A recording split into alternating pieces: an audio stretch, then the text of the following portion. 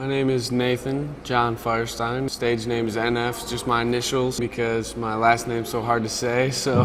Yeah, I've been on this road for a long time. I'm so sick of living like I won't die. I wake up in the morning, do the same things. I go to bed and I ain't that same dreams. My grandpa's a pastor, so I was always like, church was always there. You know, I went to church, I knew about God. But just like most teenagers or people, especially people in my opinion that grow up in the church, I came to that spot where I'm like, how do I know God's real? I grew up in this all my life.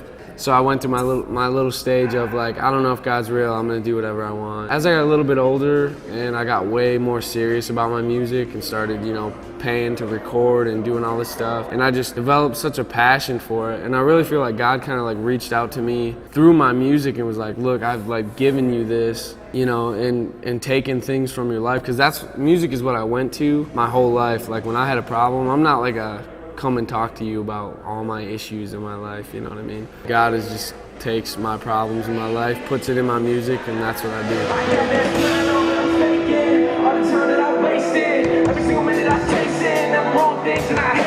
To be honest, I feel like Christian rap kind of got a bad name at one point because it was so corny. But I feel like with Lecrae and a bunch of artists that in the past 5-6 years have become really popular, it's taken a lot more serious now, I think rap's always gonna have like a bad rep to a point because it's just like, cussing, talking about girls and doing all this stuff. But I do think as far as Christian hip hop goes, like minds are being opened more and more to like, okay, this is Christian rap, but it's not like corny, it's like actually pretty legit.